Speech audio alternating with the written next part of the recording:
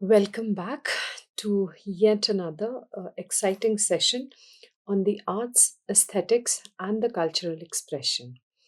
Before we go into lesson 4.3, we are going to quickly just see what we talked about in lesson 4.2. So, there we talked about the rasa theory, and the rasa theory had its various gestures and its features, which encompassed the entire dance and posture and the gesture system.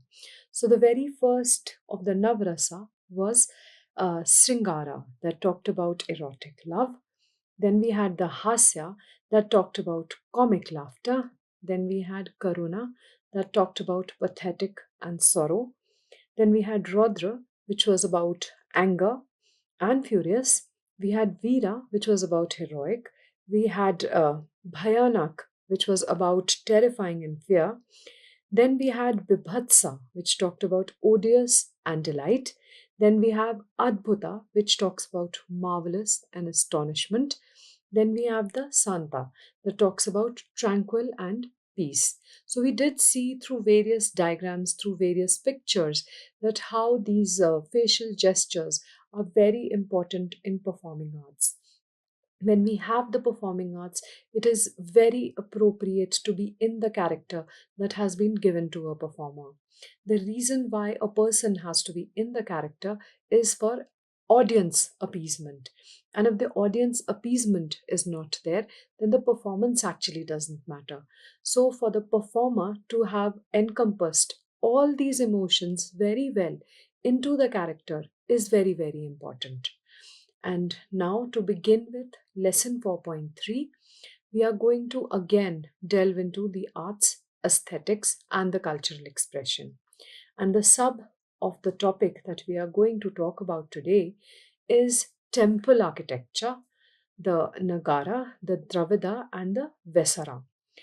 Earlier in module 3, we had come across the construction of the altars. So we did see that it was very, very flawless, it was very calculated, and it was very appropriate according to the rituals and the customs of their own. So now again we talk about the enlarged temple architecture. Indian temple architecture is broadly categorized into three main styles. We have the Nagara, we have the Dravida, and we had the Visara. These styles are distinguished by their geographical prevalence, the shape of the superstructures, and various other architectural elements. So, when we talk about the geographical prevalence, it would mean that how the geography of that area affected. Now, the geography would naturally affect the building material that was used for the development of the temple, the shape and the superstructure, the usefulness. How would they want it? What is the logical reasoning behind it? And the other architectural elements. The elements would include tools, the architect, the design, the layout, the place where it is to be made, etc. So, in the picture that we can see, we distinctly can see how mostly a Nagara looked like, how a Dravida looked like, and how a Vesara looked like. So we have two temple styles. We have a northern style temple and we have a southern style temple. If you look at the picture that has been put here, you will see that some of the things are very common. So you have the axis mundi, that is the central line. You have the Garbhagriha, which is the core of the temple. Then you have the mandapa, which is common to both, and obviously the plinth, the platform, the foundation on which the temple would be made has to be there. So they were pretty much the same. It is just that a little architectural difference according to the need, according to the area, according to the religious beliefs, according to the culture of that particular place. The very first that we will begin talking about is the Nagara style. That's basically the northern Indian temple architecture. Now, the region, obviously, when we say Northern India temple architecture, it is predominantly found in Northern India. Shikhara, or the tower, the topmost part, the most defining feature. So now, when we look at temples, where do we visually first see? It's the topmost part of the temple where our eyes go to. So that is the most defining feature. It is a curvilinear or beehive shaped tower that rises gradually above the sanctorum, or the Garbhagriha, often tapering towards the top, means a broader base and then thinning upwards. There can be multiple shikharas, with the tallest being above the main deity. So we have the Garbhagriha where the deity was kept. So it is in alignment with the deity that the topmost shikhara would be. Let's take a look at the types of shikharas that there were. So there was Latina, that was Rekha Prasad, simple, four-sided shikhara with a slight curve, most commonly in early Nagara. Then we have Famasana, shorter and broader than Latina. Latina was a little taller, with a straight slope rising in several slabs to a single point. Vallabhi, rectangular building with a barrel vaulted roof. Now, a roof which was like more expanded, with a straight slope resembling ancient wagon vaulted structures. So, we know how a wagon looks like. So, it was more like spread out like a wagon. Bhumija, developed in Malwa, characterized by miniature spires in horizontal and vertical rows, creating a grid like effect. So that's the Nagara style prevalent in the northern Indian temple architecture. What was the plan like? Generally, it was built on a square or a rectangular plan. The Garbhagriha is typically square, so different shapes amalgamated to make one superstructure. Mandapa, or the hall, often has one or more mandapas, assembly halls, preceding the Garbhagriha. So, Garbhagriha is the central of the temple, and furthermore are the mandapas. These can be closed, opened, or pillared.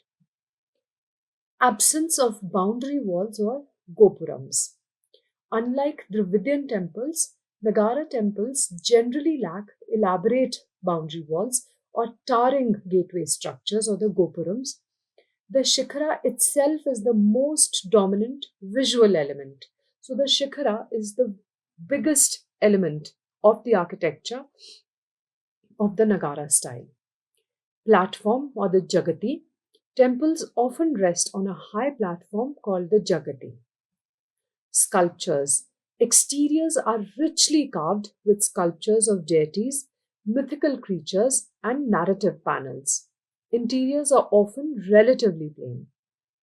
Rivers at the entrance, because we're talking about northern India, often personified forms of river goddesses like Ganga and Yamuna. They are depicted at the entrance of the Garbhagriha.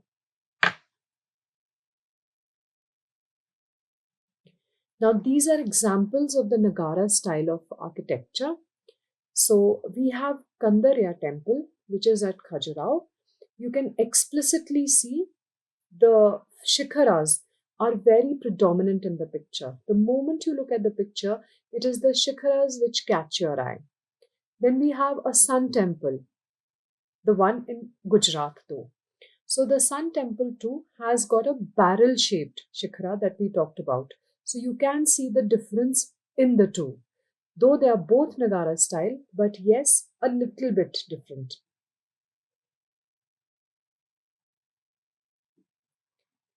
Next, we talk about is the Dravida style, or the southern Indian temple architecture. So the region predominantly found in southern India, especially Tamil Nadu, Karnataka, Andhra Pradesh, and Kerala. Vimana. So in Nagara, it was Shikhara. Here, the tower or the top is Vimana. The superstructure over the Garbhagriha is called a Vimana. It is distinctly pyramidal in shape, consisting of several diminishing stories or talas that rise geometrically. So here you can see that the geometrical play of mathematics is into the architecture. The Vimana culminates in a small crowning element called a shikhara in Dravidian terminology. This refers to the topmost element, not the entire tower. Then you have the Gopuram or the gateway, a defining characteristic, especially in later periods. Large, elaborate, and often multi storied gateway towers that dominate the temple complex. These gopurams are much taller and more ornate than the central Vimana in many large temples. So the face of the temple was the gopuram, which was very decorative. Enclosed courtyard. Temples are almost invariably enclosed within a large compound wall. The mandapa. Numerous mandapa halls with intricately carved pillars. Dwarpals, fierce guardian figures, Dwarpals, are typically found at the entrance to the Garbhagriha and the Gopurams, just like sentries that we have. Water reservoir often includes a temple tank, Kalyani, or Pushkarni within the complex. So each temple would have an associated water body with it. Material primarily constructed using hard, durable stones like granite. Example of the Dravida style of architecture. So you have the Bridashivara temple at Thanjavur and you have the Minakshi Amman temple at Madurai. Now you can look at both the temples, look at the difference and look at how different it is from the nagara style of temples. How distinctly the Vimana is there, how differently the Shikhara is there. The architecture is completely different. Then we have the vesara style, that's hybrid or the mixed style. Now, the region from where it came is primarily found in the Deccan region, that is central India, particularly Karnataka, patronized by dynasties like the Chalukyas, Rashtrakutas, and the Hoysalas. Hybrid nature. When we talk about the hybrid nature, it is an amalgam of different things. It is considered a fusion, a blend of Nagara and Dravida styles, borrowing elements from both. The term vesara is often interpreted as mixture or mule, referring to a hybrid. Shikhara or Vimana. The superstructure often has a pyramidal profile like the Dravida Vimana. So we saw that it was shaped like a pyramid in steps, but its overall appearance can be closer to a curvilinear Nagara Shikhara in its vertically or lack of clear horizontal division. It's often shorter than the typical northern Shikhara. Now, the northern Shikhara of the Nagara is pretty tall as is seen in the pictures. The geometry is often based on rotating a square imposed on a circle, leading to a somewhat rounded or stellar star shaped plan. Now, the intricacies. Its ornate decoration, known for its rich and intricate carvings on both exterior and interior walls, often depicting narrative panels from the epics and Puranas. The mandapas are often larger than the sanctum and its vimana. Sukhanasa, a prominent projection from the tower over the antala or the vestibule leading to the sanctum. Obscured profile. George Michel describes a characteristic feature as the obscuring of the outer profile of the building by multiplying the projections of the walls and the superstructure. Now, these are the examples of the Visara style of architecture, which is again an amalgam of both the Nagara and the Dravidya. So, you have the Keshav temple at Somnathpura and you have the Durga temple at Aihole. So, you can see that they are starkly a combination, a hybrid of both, where you can see that the Keshav temple is a little constricted, whereas the Durga temple is pretty vast. You can see the open pillar system, whereas in the Keshav temple it is all closed. You can also see the dwarpals which are outside. With this, we finish lesson 4.3.